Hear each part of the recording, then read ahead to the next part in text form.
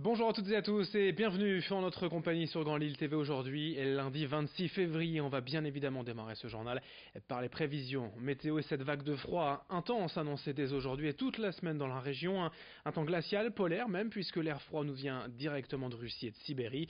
Avec tout cela, on profitera quand même de conditions anticycloniques et donc d'un temps sec et dégagé, du soleil dans l'ensemble, parfois quelques nuages sans gravité.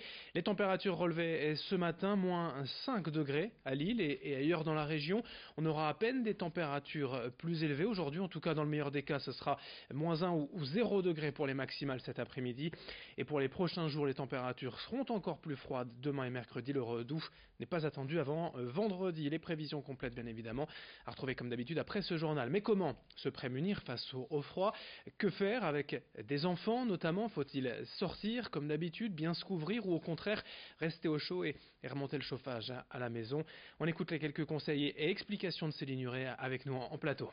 Comment se préparer à cette vague de froid? Tout d'abord, vous vous en doutez, il faut bien se couvrir, notamment au niveau des extrémités, avec des gants, un bonnet, mais aussi des chaussettes en laine, si possible.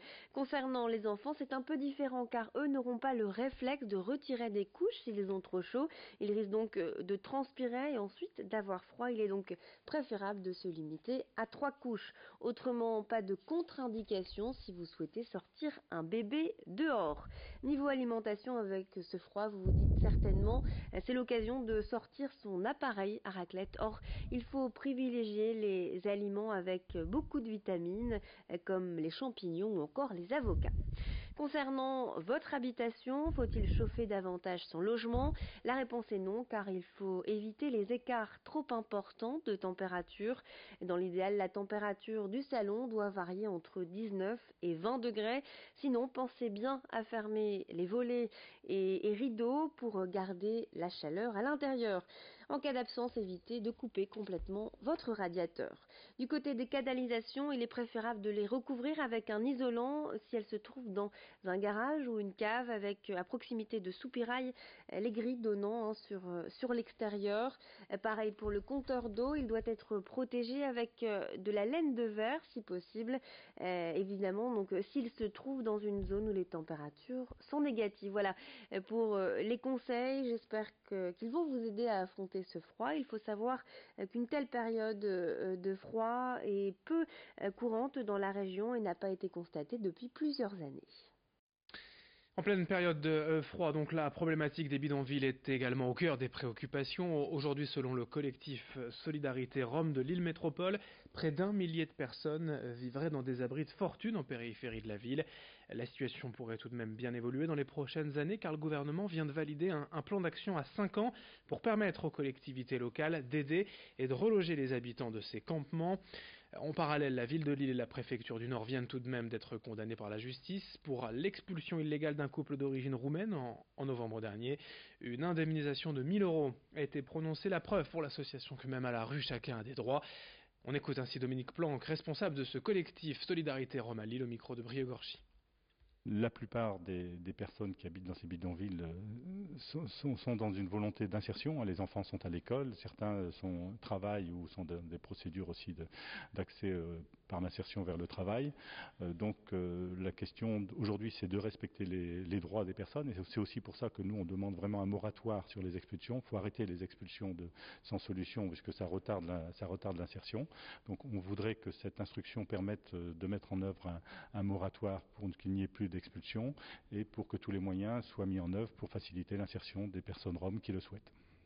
L'actualité du Grand Lille, en bref, après de nombreuses protestations, pétitions et polémiques, le producteur de la grande fête lilloise du cirque Thierry Ferry réfléchirait actuellement à la place des animaux sauvages dans ses spectacles. Pour l'an prochain, il aurait d'ores et déjà tranché. Pas de fauves au programme et peut-être pas d'éléphants non plus. À Los, dans la métropole lilloise, les salariés représentants du personnel de Bayer et Healthcare craignent à terme cette année 148 licenciements suite au rachat par leur entreprise du leader mondial des herbicides, Monsanto. Les syndicats espèrent surtout la reprise des négociations avec la direction. Et puis en ce lundi, la première semaine des vacances scolaires et l'île Grand Palais qui accueille le retour de Kids Park, des châteaux gonflables, des jeux d'escalade, des pistes de luge et plein d'autres activités encore pour tous les âges. Le prix d'entrée est de 10 € pour les jeunes de moins de 16 ans. Dans cette édition, également les premières images des répétitions des célébrations du 350e anniversaire de la citadelle de Lille. Depuis 2005, la caserne militaire abrite le corps de réaction rapide de l'OTAN, une vraie forteresse chargée de mystère puisqu'interdite au public, sauf lors des journées du patrimoine en septembre. Pour cet anniversaire, les responsables vont également ouvrir les portes exceptionnellement au grand public. Au programme, il y aura notamment au mois d'avril des conférences sur l'histoire des lieux et puis fin mai, le 25 mai précisément, un concert événement, 2000 personnes pourront assister à un festival de musique militaire sur la place d'Armes avec des orchestres français et internationaux invités. Présentation de l'événement au micro de Vincent Vieillard.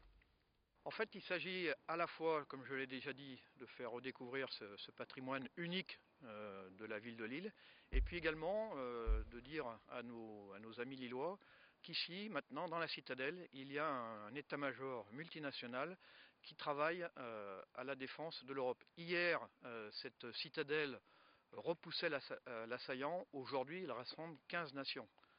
Hier, la citadelle participait à la défense du précaré français. Aujourd'hui, le corps de réaction rapide participe à la défense de l'Europe.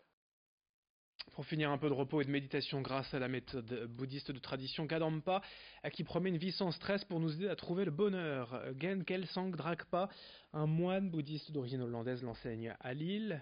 Ces bienfaits seraient nombreux, utiles dans la vie de tous les jours, grâce au travail de la respiration et une réflexion sur des thèmes comme l'amour et la compassion. Ce type de méditation aide à se détendre et reprendre le contrôle sur soi. Explication au micro de Joël Warnow. Tout le monde cherche le bonheur. Pour le bonheur, il faut avoir déjà un peu de paix intérieure de base, mais après, il faut sagesse, il faut la sagesse, il faut une approche correcte envers des situations difficiles de la vie. Et parce qu'on est tellement dans l'inacceptation souvent qu'on n'arrive pas à accepter, à comprendre, même si intellectuellement on dit ok je comprends, dans le cœur c'est difficile. Et ça c'est la voie bouddhiste et la méditation bouddhiste aide avec ces choses. Quelques résultats de sport aussi pour conclure en football. On est de plus en plus inquiet quand même pour le LOSC. Défait de nouveau 2-1 à domicile en Ligue 1 samedi soir face à Angers, concurrent direct pour le maintien. Lille est désormais 19e et plus que jamais menacé par la relégation. En demi-finale de Coupe de France de basket féminin, pas de miracle pour le SBVA, battu à Bourges 63-44. En revanche, belle performance en basket en match amical pour le LMBC face à l'ESSM Le Portel, club de Pro. Je vous rappelle, victoire des Lillois 80-65. Fin de ce journal. Merci à vous de l'avoir suivi. Dans un instant sur Grand Lille TV. Vos prévisions météo, on parlera bien sûr de cette vague de froid cette semaine dans la région.